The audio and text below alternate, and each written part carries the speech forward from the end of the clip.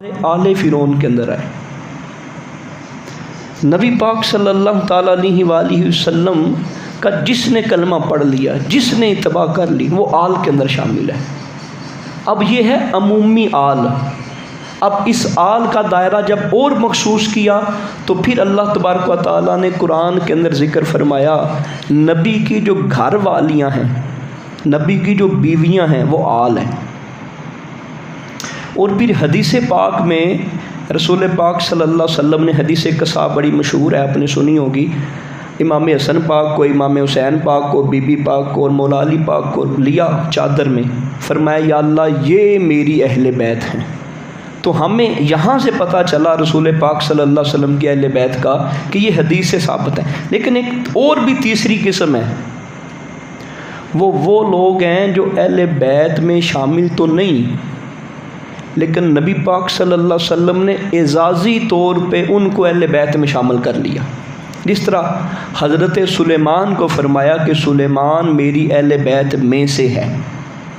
اسی طرح چند اور صحابی ہیں جن کے بارے میں نبی پاک صلی اللہ علیہ وسلم نے فرمایا کہ یہ لوگ میری اہل بیت میں ہیں۔ اب یہ جو تین کیٹیگری آپ کے سامنے رکھی، نبی پاک کی بیویاں، نبی پاک کی اولاد اور نبی پاک صلی اللہ علیہ وسلم کے اعزازی صحابی، یہ خصوصی طور پہ اہل بیت جن کا باقاعدہ نام لیا، اور یہ جو سارے مومنین ہیں یہ عمومی طور پہ ہیں۔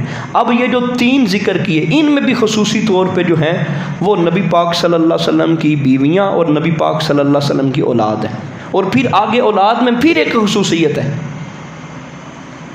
ہے حضرت علی کی اولاد بھی سید ہے، حضرت جعفر کی اولاد بھی سید ہے، حضرت عباس کی اولاد بھی سید۔ سرکار نے فرمایا کہ ان ساروں کے اوپر صدقہ رام ہے۔ لیکن ان ساروں میں جو اعزاز دیا، نبی پاک صلی اللہ تعالیٰ علیہ وآلہ وسلم نے فرمایا اصول یہ ہے، قانون یہ ہے، طریقہ یہ ہے، عادت یہ ہے، چلتا یہ آ رہا ہے کہ بندے کا نسب اس کے باپ سے شروع ہوتا ہے۔ آج بھی اگر سید کسی غیر سید سے نکاح کر لے، سید کسی غیر سید سے نکاح کر لے، یہ نکاح جائز ہے۔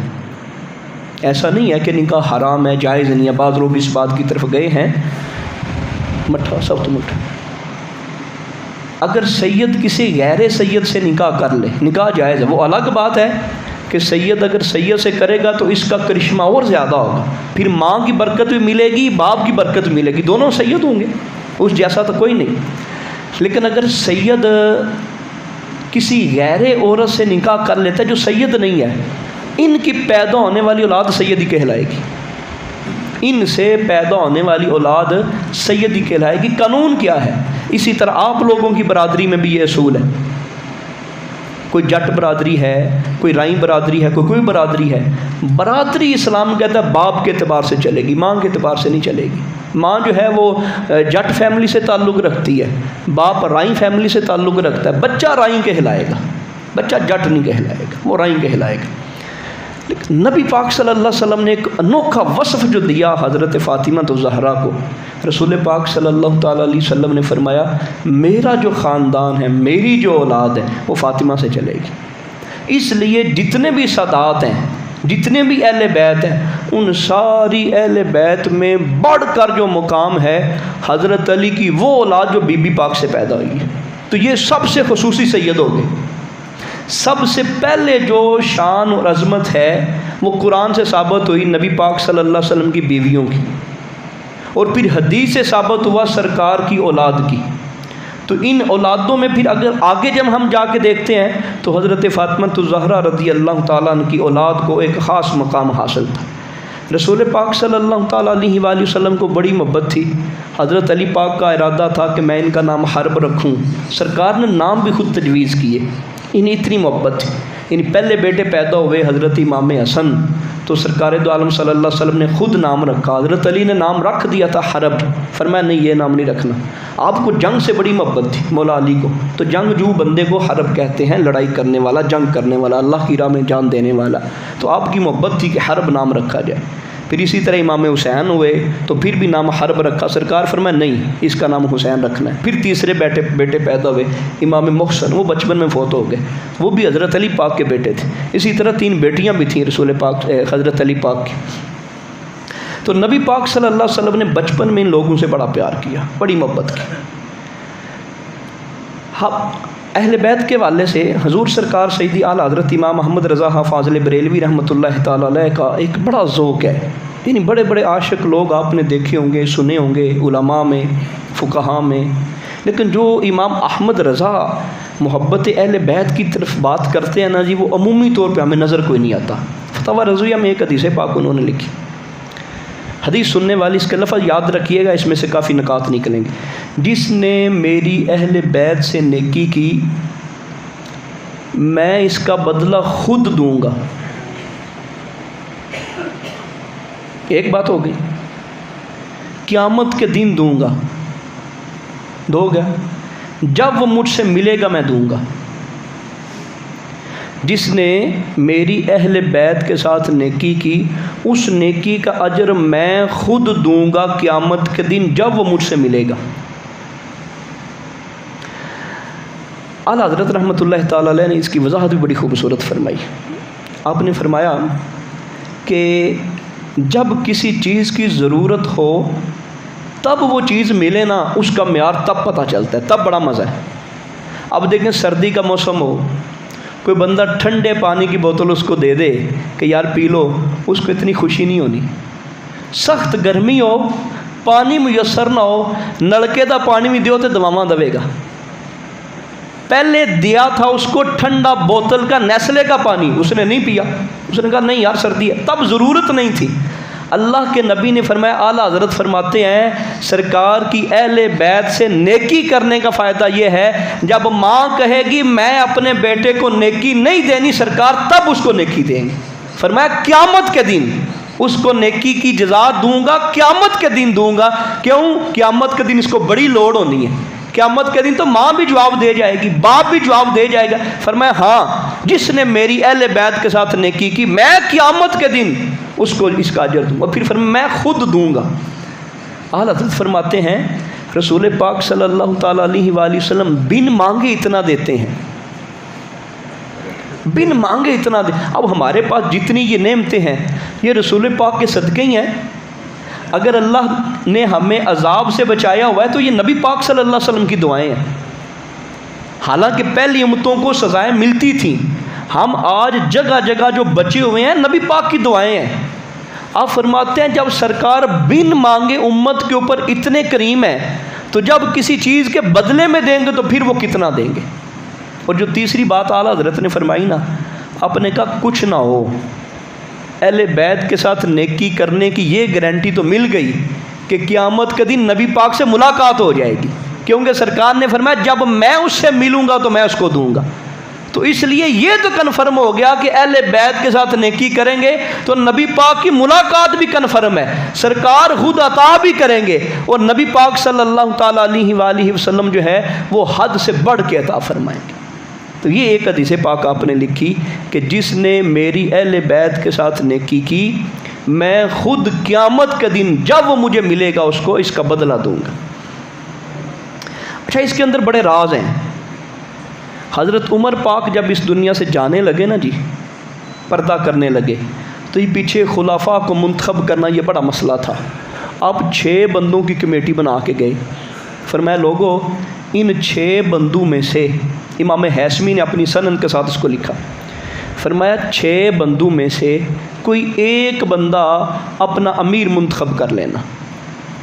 6 بندے اپنے پیچھے چھوڑ گئے، کہا کہ لمبے چوڑے مسئلوں میں پڑو گے، یہ 6 بندے ایسے ہیں جو صحابہ میں سب سے بڑھ کے مدبر ہیں، سب سے بڑھ کے عقل والے ہیں، فہم والے ہیں، فراست والے ہیں، ان 6 میں سے ایک کو منتخب کر لینا۔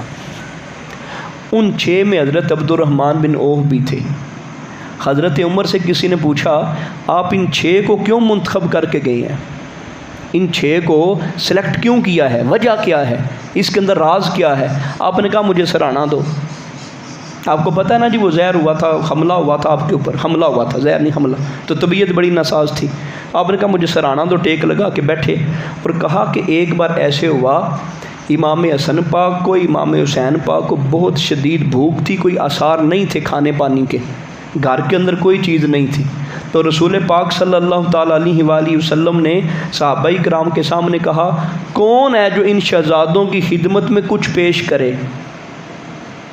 حضرت عبد الرحمن بن عوف اٹھے، اپنے گھر میں گئے، چھڑی 2 روٹیاں، فقط 2 روٹیاں، صرف 2 روٹیاں گھر میں تھیں، وہ لے آئے، کچھ گھی اس کے اوپر تھا، اور ایک وہاں حلوہ ٹائپ کہہ لیں چیز حیث اسے بولتے تھے، وہ کچھ تھا تو وہ بھی ساتھ لے آئے، اور آ کے نبی پاک صلی اللہ تعالیٰ علیہ وآلہ وسلم کی بارگاہ میں وہ پیش کر دیا۔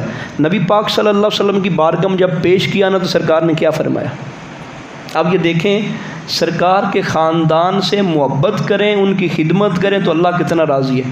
سرکار فرمایا عبد الرحمن، اللہ پاک تیرے دنیا کے سارے کام سنوارے، یہ نبی پاک فرمایا، کام کتنا کیا، اور فرمایا اللہ پاک تیرے دنیا کے سارے کام سنوارے، اور جہاں تک آخرت کی بات ہے اس کا ضامن میں ہوں، یعنی دنیا بھی دے دی، آخرت بھی دے دی۔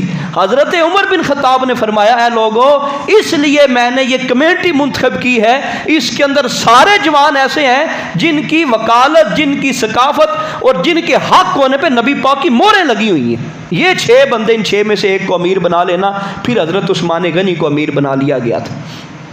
تو یہ یہاں پہ ہم نے جو سبق سیکھا، سرکار کے خاندان سے محبت، نبی پاک صلی اللہ علیہ وسلم کے خاندان سے پیار بڑی چیز ہے۔ بخاری شریف کی حدیث پاک ہے، باب المناقب ہے، آپ نے کئی بار یہ حدیث پاک سنی ہوگی۔ حضرت صدیق اکبر نے نماز پڑھائی، مولا علی نے پیچھے پڑھی نماز عصر کے بعد واپس جا رہے ہیں، اور راستے میں دیکھا کہ امام حسن پاک، امام حسین پاک کھیل رہے ہیں۔ حضرت صدیق اکبر رضی اللہ تعالیٰ عنہ نے اٹھا کے اپنے کندھوں پہ بٹھا لی، یہ حضرت صدیق اکبر کے دور کی بات، اٹھا کے کندھوں پہ بٹھا لیا، اور آپ نے کیا جملہ بولا؟ آپ نے فرمایا اللہ کی قسم اے علی، یہ تیرے مشابہ نہیں ہے، یہ تو نبی پاک صلی اللہ علیہ وسلم کے مشابہ ہے، بیٹا تیرا ہے لیکن اس میں سے رنگ روپ جو ہے وہ نبی پاک صلی اللہ علیہ وسلم کا نظر آتا ہے، اس کے اندر بھی کئی راز تھے۔ حضرت علی کو بھی خوش کرنا اور امام حسن پاک کا، امام حسین پاک کا معیار اور مقام بتانا کہ اللہ رب العزت نے شکل کے اعتبار سے، روب اور دبدبے کے اعتبار سے ان ہستیوں کو منتخب فرمایا۔ شاہ عبد الحق محدث دہلوی رحمۃ اللہ تعالی علیہ، آپ نے بھی ایک حدیث پاک کو لکھا اور اس کے اوپر آپ نے حاشیہ بھی لکھا، ہم ان کی بات سے بات سنتے ہیں۔ وہ حدیث پاک کے جو ممبر کے اوپر تشریف فرماتے حضرت صدیق اکبر اور امام حسن پاک، امام حسین پاک آئے، نبی پاک صلی اللہ علیہ وآلہ وسلم کے دور کی بات ہے، تقریباً 60-60 سال کی شہزادوں کی عمر ہے۔ تو شہزادے کہنے لگے کہ یہ ممبر تو ہمارے نانا جان کا ہے۔ آپ نے پکڑ کے ان کو پاس بٹھا لیا۔ جب پاس بٹھایا تو شاہ عبد الحق محدث دہلوی رحمۃ اللہ تعالی علیہ فرماتے ہیں، آپ نے لکھا کہ حضرت علی پاک خطبہ ختم ہونے کے بعد کہنے لگے کہ اے ابو بکر، میں نے ان کو نہیں کہا، ہو سکتا ہے آپ کے دل میں کوئی بات ہے۔ تو حضرت صدیق اکبر کا جملہ کیا تھا؟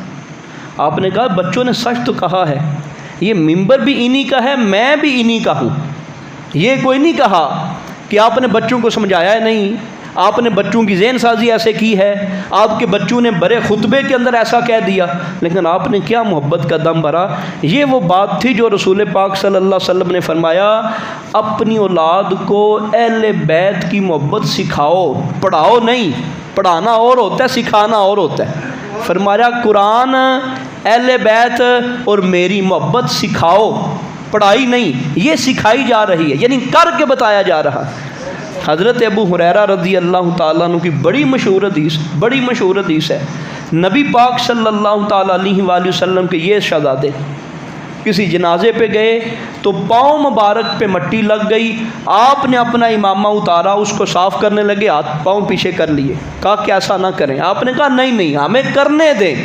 اپنی پگڑی سے حضرت ابو ہریرہ، اگر آپ حدیث کی کتابوں میں دیکھیں، سب سے زیادہ حدیث کی روایات انہی سے ملتی ہیں، تو انہوں نے کہا نہیں، مجھے صاف کرنے دیں۔ اگر یہ لوگ آپ کی وہ شانیں جانتے جو نبی پاک سے میں نے سنی ہے، آپ کو زمین پہ نہ چلنے دیتے۔ اصل یہ ہے محبت رسول، سکھائی جا رہی ہے، بتانا اور پڑھانا خالی نہیں، اللہ کے محبوب صلی اللہ تعالیٰ علیہ وسلم نے فرمایا ان کو سکھاؤ، میری محبت سکھاؤ اپنی اولادوں کو، میری محبت بھی سکھاؤ، قرآن کی محبت بھی سکھاؤ، میری اہل بیت کی محبت بھی سکھاؤ۔ تو یہ تین اہم باتیں ہیں جو اولاد کے اندر لازمی ہونی چاہیے۔ ہم توجہ کوئی نہیں کرتے، نہ سرکار کے بارے میں توجہ کرتے ہیں، نہ قرآن کے بارے میں توجہ کرتے ہیں، نہ ہی اہل بیت کے بارے میں توجہ کرتے ہیں۔ اور کتنا عقیدہ واضح تھا، یہ حدیث بھی آپ نے کئی بار سنی، لیکن اس کے اندر بھی چند ایک باتیں آپ کے سامنے رکھنی ہے کہ وہ حدیث پاک حضرت عبداللہ آئے سرکار کی بارگاہ میں، حضرت عمر کی بارگاہ میں، آگے کہا کہ ابا جان مجھے بھی کچھ عطا کیا جائے۔ امام حسن اور امام حسین کے لیے صف نہیں تھی، لائن نہیں تھی، باقی صحابہ کے لیے لائن تھی، وہ لائن کے اندر آ رہے تھے، قانون توڑا گیا ان کے لیے، ان کے اعجاز اور ان کے ادب کی وجہ سے۔ آج لوگ کہتے ہیں یہ اہل بیت کے ساتھ وکھرا نظام کیوں کیا جاتا ہے؟ امام حسن پاک کا ہے، امام حسین پاک کا ہے، سارے صحابہ صف میں لگے ہوئے ہیں۔ فرمایا نہیں، ان کو صف میں کھڑے ہونے کی ضرورت نہیں ہے۔ جو لڑ رہے تھے، جو کر رہے تھے، جنہوں نے جنگیں کی، جنہوں نے جہاد کیا، جنہوں نے تلواریں اٹھائیں، ان کو 500 درہم دیا، ان کو 1000 درہم دیا، پوری تفصیل۔ لیکن ایک جملہ حضرت عمر رضی اللہ تعالیٰ نے بولا، اور یہ یقیناً حضرت عبداللہ اس لیے کوئی تنقید نہیں تھی، اس بات کو واضح کرانا چاہتے تھے کہ ابا جان ایسے کیوں ہوئے؟ کہا کہ ہم تو جنگیں کرنے والے ہیں، شہزادوں کی عمر چھوٹی ہے اور ہماری عمر بھی زیادہ ہے، ہم تو سرکار کے دور کے جنگجو تھے، تو اب ان کو 1000 درہم دیے جا رہے ہیں اور ہمیں 500 درہم دیے جا رہے ہیں۔ حضرت عمر نے جو جملہ بولا، حضرت عمر نے جملہ بولا، یہ واضح صحیح حدیث کی کتابوں میں ہے۔ حضرت عمر نے کہا تو اونا رنگا ہے میں، آپ ان جیسے ہو، پھر پورے خاندان کا ذکر کیا۔ فرمایا نہ تیرے چاچے ان کے چاچوں جیسے، نہ تیرا باپ ان کے باپ جیسا، نہ تیری ماں۔ اپنے بچوں سے ایسی بولی کوئی بولتا ہے؟ جتنے بھی لوگ عزت کرنے والے ہیں، احترام کرنے والے، حضرت عمر باقاعدہ کہہ رہے ہیں، حضرت عمر کہہ رہے ہیں کہ مجھ سے 1000 درہم کا مطالبہ کرتے ہو، ان کے باپ مولا علی ہیں، ان کی ماں حضرت فاطمہ ہے، ان کے نانا محمد مصطفیٰ ہے، ان کے چاچا حضرت جعفر ہیں۔ یہ نبی پاک صلی اللہ تعالیٰ علیہ وآلہ وسلم کے خاندان کی بات، یعنی یہ اپنی اولاد کو محبت رسول سکھا رہے ہیں اور ان کو بتا رہے ہیں نبی پاک کے خاندان کی محبت۔ اور پھر یہاں پہ یہ بات نہیں ہوئی، یہ جو حساب کو سلسلانا تھا، یہ بات مولا علی تک پہنچی۔ حضرت علی پاک نے فرمایا کہ ایسے ہی میرے کریم آقا نے تو نہیں فرمایا تھا، واقعی حضرت عمر جو ہیں وہ جنت کا چراغ ہیں۔ ہر صحابی کی اپنی شان ہے۔ اگر شہزادوں کو کہا کہ یہ جنتی نوجوانوں کے سردار ہیں، حضرت عمر کے بارے میں جب یہ واقعہ ہوا، حضرت علی کو پتہ چلا کہ ایسی بات کی ہے، حضرت علی نے فرمایا کہ میں نے سنا نبی پاک صلی اللہ تعالیٰ علیہ وآلہ وسلم سے، سرکار نے فرمایا تھا عمر جنتیوں کا چراغ ہے، ان کی روشنی ہے۔ رسول پاک صلی اللہ تعالیٰ علیہ وآلہ وسلم کی زندگی میں اور بھی بہت سارے ایسے معاملات آئے۔ میدان کربلا کی طرف ہم جب تھوڑا سا دیکھتے ہیں تو تھوڑی سی ہم اس کی بات کریں گے۔ رسول پاک صلی اللہ تعالیٰ علیہ وآلہ وسلم کے یہ شہزادے حضرت امام حسین پاک، یہ کربلا کے میدان میں کھڑے ہیں۔ یزیدی بھی آپ کے پاس آتے ہیں، 9 محرم کی رات ہے، وہ کہتے ہیں اب آخری وقت ختم ہو گیا جی، آپ کو جو لمٹ دی تھی لمٹ ختم ہو گئی ہے۔ اصل وہ 7 محرم سے جنگ کرنا چاہتے تھے، تو یہ آگے بڑھتی گئی۔ حضرت امام حسین نے جو جملہ بولا نا جی، وہ ساری زندگی ہمیں اپنے سینوں پہ لکھنا چاہیے۔ آپ نے فرمایا کہ مجھے ایک رات دے دو، اللہ کی قسم مجھے رات کی عبادت سے بڑا پیار ہے۔ یہ حضرت امام حسین پاک کے جملے تھے، مجھے ایک رات کی مہلت دے دو، اللہ کی قسم۔ 56 سال کی عمر ہے، 56 سال کی عمر میں، اور روزانہ اذکار رکھتے پڑھتے تھے امام حسین روزانہ، اور یہ کوئی عام کتابوں کی بات نہیں، اسماء الرجال کے اندر یہ باتیں موجود ہیں۔ اذکار رکھتے روزانہ پڑھنی، اسی تیشا دیاں 17 نہیں پڑھتے، اسی کہنے ہیں کیڑا سنت غیر موقدہ لازمی نے، کیڑا نفل لازمی نے، تو اذکار رکھتا پڑھنیا روزانہ۔ تو پھر کہہ رہے نے نہیں منو ایک رات ہے جیڑی اج دی، تو صوفیاء نے وکری گل کی، انہوں نے کہا اللہ دے بندے ہو، امام پاک نے ایک رات نہیں منگی، امام پاک نے یزیدیاں نو مہلت دیتی ہے، اور اللہ دے بندے آج دی رات بھی آ جائے توبہ کرنی جی تو کر لو۔ انہوں نے اپنے لیے نہیں مانگی تھی، انہوں نے مہلت مانگی تھی تاکہ ہو سکتے آج کی رات وہ سیدھے راستے پہ آ جائیں، اب ان کو سمجھ آ جائے، اب ان کو سمجھ آ جائے۔ اپنے لیے نہیں مانگی، وہ ان کے لیے مانگی تھی کہ وہ راہ راست کے اوپر آ جائیں، تو ساری رات عبادت کرتے۔ یہ تھی وہ بات جو نبی پاک صلی اللہ علیہ وسلم نے فرمایا، میری اہل بیت قرآن کے ساتھ ایسے ہیں کہ یہاں سے لے کے قیامت تک ہمیشہ قرآن کے ساتھ اکٹھے رہیں گے، میری اہل بیت اور قرآن ہمیشہ اکٹھے رہیں گے، یہ سرکار کا فرمان۔ اب یہاں سے ہمیں یہ بھی پتہ چلا کہ جو بندہ اہل بیت کا دعویٰ کرے پر قرآن کے ساتھ نہ ہو تو وہ اہل بیت میں کیسے ہو سکتا ہے؟ سرکار تو بتا کے گئے، اور پھر ساری رات ان خیموں میں سے آوازیں آتی رہی قرآن پڑھنے کی، قرآن پڑھنے کی۔ معلوم ہوا قرآن سے بندے کا ناطہ پکا ہونا چاہیے، عبادت سے ناطہ بندے کا پورا ہونا چاہیے۔ یہ جو امام زین العابدین ہے، ان کا نام زین العابدین نہیں ہے، نام ان کا سجاد نہیں ہے، نام ان کا علی ہے۔ ان کو بھی سجاد اور زین العابدین اس لیے کہتے تھے، یہ بھی ہزار رکھتے روزانہ پڑھ کے سویا کرتے تھے، ایک رات کے اندر ہزار رکھتا پڑھنا، یعنی یہ ان کی عبادت تھی، دینداری تھی، اور یہ ان کا اصل مقصد تھا۔ امام پاک میدان کربلا میں 10 محرم کی صبح گئے اور جا کے ان لوگوں کو بولا کہ اے کوفے والوں، مجھے جانتے ہو میں کون ہوں؟ میں رسول پاک صلی اللہ تعالیٰ علیہ وآلہ وسلم کا نواسہ ہوں، میرے باپ کا نام علی المرتضیٰ ہے، کسی بھول میں نہ رہنا، کوئی بندہ اس بات میں نہ رہے کہ ہم سے غلطی میں یہ معاملہ ہو گیا۔ امام پاک کوئی مانگنے نہیں گئے تھے، کوئی معافی نہیں مانگنے گئے تھے، ان کو بتانے گئے تھے کہ جو کام تم کرنے والے ہو یہ کوئی سوکھا کام نہیں ہے۔ یہ جملے بھی بولے۔ اس وقت روئے زمین میں رسول پاک صلی اللہ تعالیٰ علیہ وآلہ وسلم کے نواسے کے سوا، میرے سوا کوئی روئے زمین پہ نواسا نہیں ہے۔ تو یہاں بزرگوں نے کہا یہ جو گفتگو امام پاک فرما رہے تھے، فرمایا اگر یہ گفتگو پہاڑوں سے کی ہوتی پہاڑوں نے جگہ دے دینی تھی، اور اگر زمین سے کی ہوتی زمین اپنی جگہ چھوڑ دینی تھی، اور اگر درختوں سے کی ہوتی انہوں نے پتہ ہو جانا تھا۔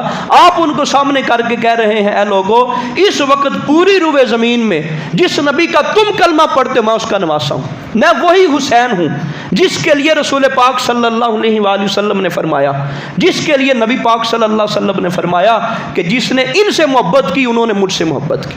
اصل یہ وجہ کیا تھی؟ اصل یہ وہ وجہ تھی، وہ نہیں مان رہے تھے۔ حضور سلطان باہو رحمت اللہ تعالی علیہ نے فرمایا، جے کر دین علم وچ ہوندا تے سر کیوں نیزے چڑھ دے۔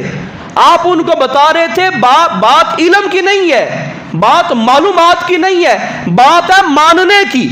صرف ان کو علم تھا یہ حسین ہے، ان کو علم تھا یہ سیدہ کا بیٹا ہے، ان کو علم تھا یہ حضرت علی کا بیٹا ہے، وہ جانتے تھے نبی پاک کے نواسے ہیں، علم تھا ان کے پاس، معلومات تھی ان کے پاس، لیکن وہ مان نہیں رہے تھے، وہ عمل نہیں کر رہے تھے۔ اس لیے آپ نے فرمایا جو علم ہے، جو دین ہے، وہ علم کے اندر نہیں، جب علم سے عمل کو اٹھا لیا جائے تو علم بندے کو فائدہ کوئی نہیں دیتا۔ آپ نے تاریخ پڑھی اور آپ نے پیچھے سیرت کے دروس سنے، اس کے اندر کتنے یہودیوں کو پتا تھا یہ محمد مصطفیٰ وہی نبی ہے، علم تھا پر کلمہ کوئی نہیں پڑھا۔ معلوم ہوا جب علم ہو نا بندے کے پاس، عمل نہ کرے تو بندے کے لیے تباہی ہے، بندے کے لیے ذلت ہے۔ تو آپ نے کہا کہ اے کوفے والو، مجھے جانو میں کون ہوں، جانتے تو ہو پر مانتے کوئی نہیں۔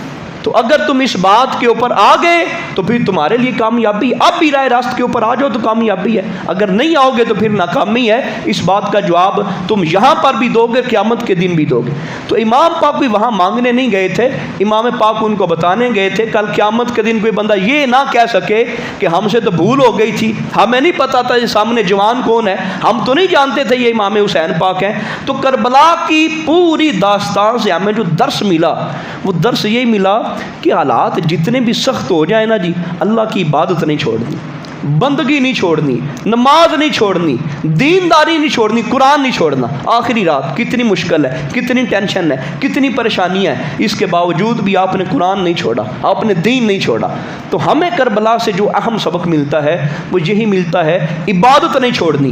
اور دوسرا جو اہم سبق ملتا ہے وہ یہ ہے کہ کسی غیر کے آگے سر نہیں جھکانا، نہ اہل کے ہاتھوں میں ہاتھ نہیں دینا۔ معاملہ تو بیعت کا تھا، کسی نہ اہل کی ہاں میں ہاں نہیں ملانی۔ آج آپ دیکھ لیں، ہمیں پتہ ہوتا ہے یہ بندہ غلط ہے لیکن پھر بھی اس کی ہاں میں ہاں ملاتے ہیں، یہ بھی بیعت ہے۔ کسی غلط بندے کی سپورٹ کے لیے کھڑا ہو جانا یہ بیعت ہے، کسی غلط بندے کے سنگ کھڑے ہو جانا یہ بیعت ہے، کسی غلط پارٹی کے ساتھ لگ جانا یہ بیعت ہے۔ تو آپ نے فرمایا اور کر کے بتایا کہ زمانے میں جتنی بھی قربانی آپ کو دینی پڑے کرو، لیکن کسی طاغوت کی بیعت کوئی نہیں کرنی، کسی غلط کے آگے کھڑا کوئی نہیں ہو، کسی غلط کے آگے جھکنا کوئی نہیں ہے۔ تو امام پاک رحمت رضی اللہ تعالیٰ عنہ کی زندگی ہمیں بتا کے گئی ہے کہ آپ لوگ حق کا ساتھ دیں۔ تو اپنی زندگی میں دیکھیں، جہاں حق نظر آئے وہاں کھڑے ہو جائیں، جہاں غیر حق نظر آئے وہاں فوراً بیٹھ جائیں اور غیر حق کی مخالفت پہ کھڑے ہو جائیں۔ اللہ پاک رحمت فرمائے، اللہ پاک ہمیں عمل کی توفیق عطا فرمائے۔